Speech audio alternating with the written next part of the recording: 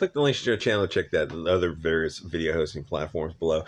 So after the massive success of 2019, Disney, oh no wait, there was Solo after that. I forgot. And the even more massive success of Solo that came after, what was it, Rise of the Skywalker or something, the Rose Ticoing of Star Wars. Those two, the massive success of the Disney trilogy just outdid expectations. The toy sales were off the charts, and spin-offs and clothing lines. It was just really amazing the success they had with that. And of course the hit Solo, which did, I think, several $1 billion. So because after those massive successes, Disney removes Star Wars spin-off Rogue Squadron from release calendar. That's weird. I wonder why they did that. Rogue Squadron was expected to be the first Star Wars movie to play since Rise of... Wait, didn't Solo come out? Or did Solo come in between? Maybe Solo came in between. So the Rise of Skywalker. They're busy developing separate Star Wars features, one with Waititi, another with the Last Jedi filmmaker, Rian Roundhead Johnson, and a third with Kevin Feige. But there's been little to no information available about any of those endeavors, so it's unclear which of those will be the first to hit theaters. Yeah, she writes this article, Rebecca Rubin. It feels like perhaps you're not as unbiased and impartial as you should be when reporting on a movie. You talk about this thing being canceled, but nowhere, and what they're releasing instead, Snow White with Rachel Zegler and some other nonsense, and one of them animation. But you don't really go into why it was canceled. That's kind of weird. They just kind of say, yeah, they're up in the air, and you don't talk about the massive success of the 2019 Rise of Skywalker or Solo, or it seems like there's a little bit lacking in this article. So what Disney can't have right now is another bomb, not in the theaters. They're doing the Disney Plus, the rise of, because of the Wu Flu and the rise of streaming services. It's interesting to see what that has done to movies. What it does is it allows a lot of bad and mediocre space filler shows that still have the IP name, like, Rings of Power type of stuff, to be put on the Disney Plus, or, that kind of thing, put on Disney Plus or the streaming platforms. And it's not very good, but those Disney Plus subscriptions, keep coming in, and those shows cost a whole lot less than to make a $300 million Wonder Woman Part 3, which is that movie will cost $200 to $300 million, and with Patty Jenkins, right, which is also tied in because she did Wonder Woman Part 1, which in retrospect, think about that movie. People seemed enthusiastic at the time. It wasn't a good movie. I think they were enthusiastic because everything else with DC is so bad. I think that's just kind of the harsh truth about it. It was just it was okay. That was kind of, it was just that's all you get from it. Wonder Woman 84, the sequel, that was actually a bad movie. And because of the Wu Flu, it wasn't able to be released in theaters, which saved them. So they had to release it, I think, on HBO, where it didn't do very well because it was a crappy movie. And if it went out to the theaters, it would have been a bomb. But because they escaped that bomb status, even though everyone knows it would have been a bomb, she's going to make Part 3, which is going to go to the theaters. I don't think it's going to be a bomb because I think people are in the mood for like these big spectacular type of movies, like a Wonder Woman Part 3 would be. But I think it'll have like a huge opening weekend, and then it'll just drop away to nothing.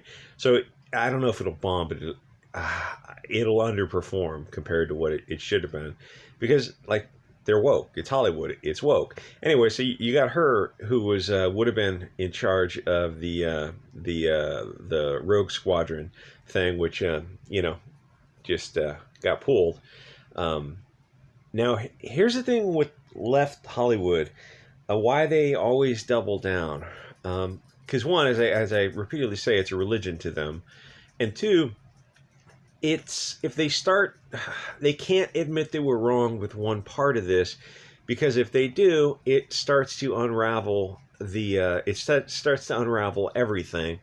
Like when people publicize, like, hey, why is in some countries around the world, some regions around the world, there's two versions of your Disney movie or your various big budget Hollywood movie where you edit them for these other areas of the world where they don't want to see this, and it's like, hey, can we get those versions, the edited versions, without the degeneracy? It's like, no, you must accept this propaganda. It's like, I don't want it. So when you bring that to their attention, it kind of showcases a little bit of their hypocrisy. Because they're saying, yes, we can edit it if the market demands it in foreign countries, but in the West, you have to accept it.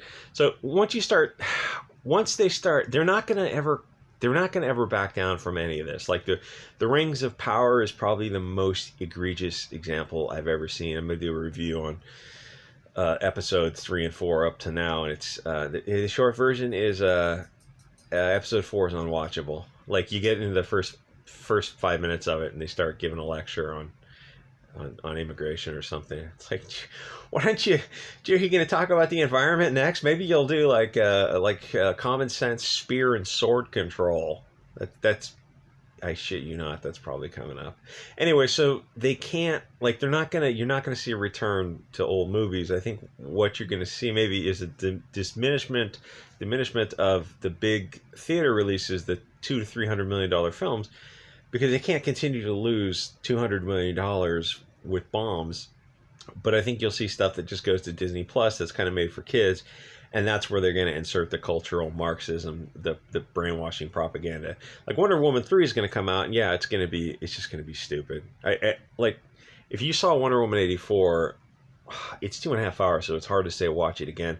I've actually watched it a few times and taken notes on it and slowed it down to see every little scene when somebody does something malicious, stupid, lazy, or selfish. Even when it was in the beginning, there was a scene where a couple walks out of a place and the guy throws a pack of cigarettes on the ground. It's like, you look up, it's like, oh, the people who are throwing cigarettes on the ground, and the people who are driving recklessly, and the people who are robbing liquor stores, and the people who are hijacking malls and threatening to throw a child overboard, everyone who's doing horrible, are they all blonde people?